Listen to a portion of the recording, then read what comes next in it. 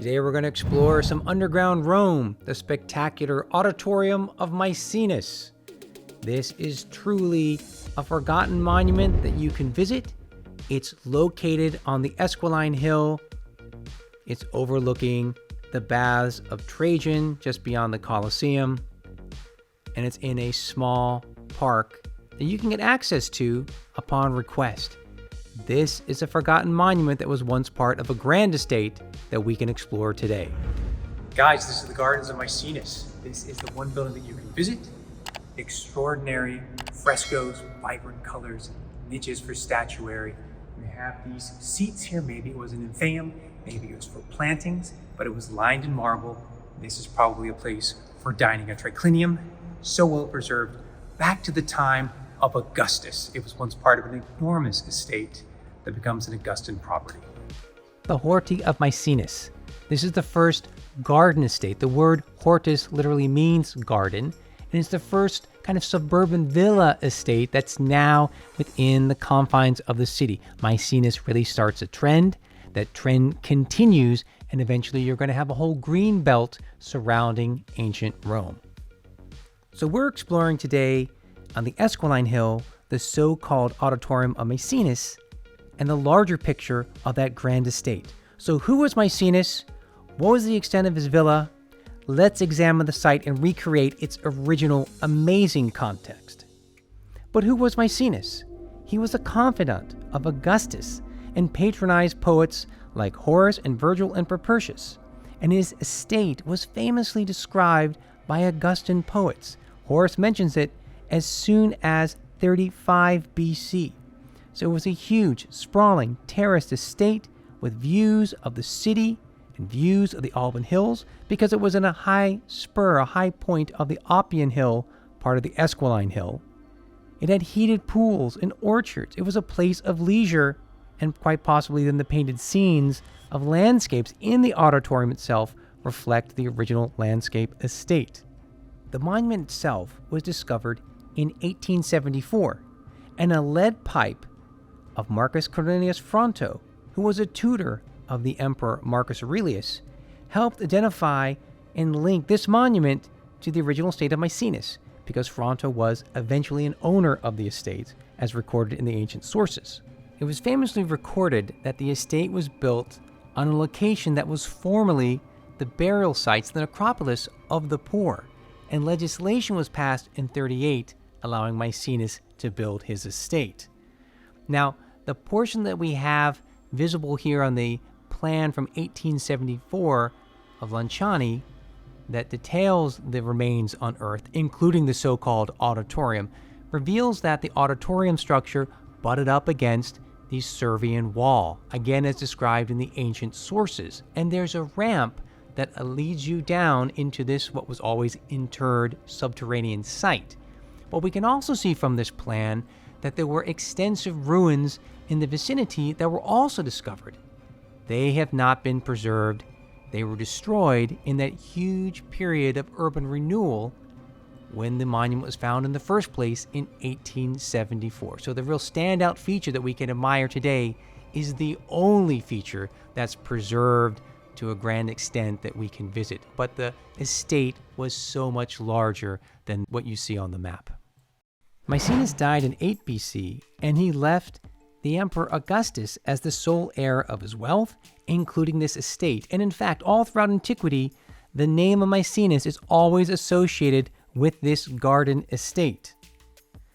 Afterwards, in AD 2, Tiberius moved in and was a resident here. And associated with his occupation of this estate is a famous graffiti quoting Callimachus that was found in the Auditorium of Maecenas, which is today in the Capitoline Museums on display. Afterward, Nero is associated with this villa. He had linked up the Domus Transitoria on the Palatine Hill all the way over here to the Gardens of Maecenas, where there was a famous tower constructed by Maecenas, and it was on that tower that he watched Rome burned, according to some of the ancient sources. Again, remembering that we're at a high point of the Oppian Hill where you had a magnificent viewpoint of the entire city. And still later, Titus, the elder son of Vespasian, was credited with living here in this estate. We'll talk more about that in just a little bit. So let's explore the site, the so-called Auditorium of Maecenas. Here it is today in this modern park. On the backside, we can actually see some of the original blocks of the Servian wall that are preserved, that the building is incorporated into. So across the way, we can see just the extent of the gardens of Maecenas, but here is a little garden context for the visit of today. And here we are at the monument itself. All the brickwork that we see right there is modern, but when we look at the actual structure, it's opus reticulatum, which is dating to 40 to 35 BC. So now what we can do is we can go down this ramp, which is actually contemporary with the construction of the auditorium. It was always a subterranean space. We walk down here and find ourselves in this large hall, 25 meters in length, about 15 meters wide, with an original roof height we think of about 12 meters, although that roof does not survive. And along this wall, we have many beautiful decorations that were found in the vicinity, giving us an idea of the opulence, of the richness of the decoration. And what we have here as we pan around the site, two main phases. And we can see the reticulate work, as we saw on the exterior. We attribute that to the first phase, but the wall paintings that we see all around the top niches, well, that's dating to the third style, which should be the time in which Tiberius is becoming an occupant of the gardens of Maecenas. If we look over here at the pavement, we see two different levels. The earlier level should date to the time of Maecenas. It's a nice little mosaic work, but on top, the upper level, it's opus sectile, panels of marble that again we can associate with the time of Tiberius. Let's take a moment to admire the frescoes, again, third style, associated with the residence of Tiberius, where we have these scenes of nature, trees, and here we have these simple wooden fences. We have strips of figures at the top of the steps, which are probably seats, and we have also in the niches the remains of fountains. So all together, these are images that would evoke the experiences within the estate of Maecenas. And of course, it would underline the pleasantries, the leisure, the relaxation that you had within this estate.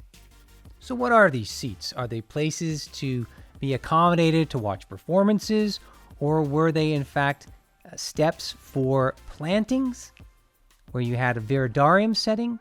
We really don't know, but a later brick wall is placed in front of it. This was the object of attention in your experience in what was probably a large triclinium hall.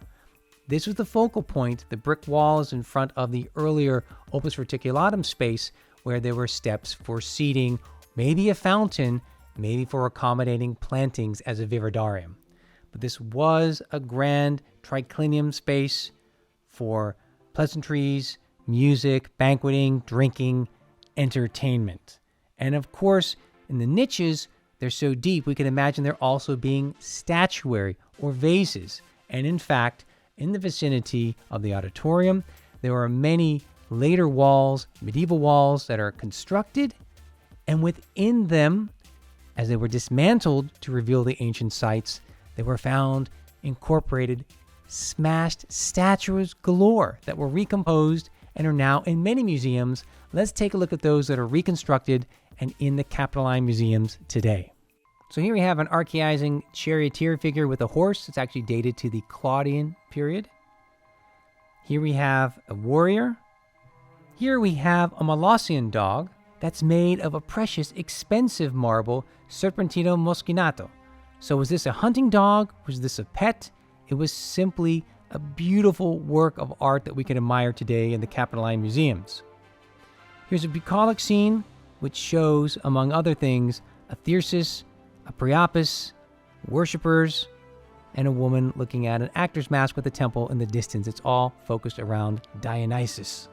And here we have various deities. The real standout figure in the center is Demeter. There's an Apollo on the right. And here we have the famous Rhyton fountain. So it looks like a large drinking cup. And it's signed by the Neo-Attic artist Pontius the Athena. And it dates the time of Augustus a truly masterful work of art that again we can admire today in the Capitoline museums. Also found nearby was this hanging Marsyas of the red marble type, brutally tortured to death and flayed, skinned alive. You can just see that emotion in his face. Again, this dates the time of Augustus. So all these incredible works of art were found in medieval walls, smashed up and just used as building material. Today, they're beautifully restored and on display, and not just the sculptures, but also these micro mosaics. Gives us a real indication of just how lavish that experience was in the gardens of Maecenas. Now, coming back to Titus, we are told by Pliny the Elder that in the house of the ruler Titus, there was the famous Laocoon statue group. So sometimes you look in the scholarship and you're told that in the Renaissance times, it was rediscovered in the Domus Aurea. Actually, according to its find site, literally across the street from the Auditorium of Maeceneas, it most probably was a decoration within the estate of Maecenas that had become the property of the emperors. Thanks so much for watching. Thanks so much for joining me inside the Auditorium of Maeceneas. There are many underground sites to explore together. There are many courses that you can take with me in person. Check out the offerings in Ancient Rome Live. See you in Rome.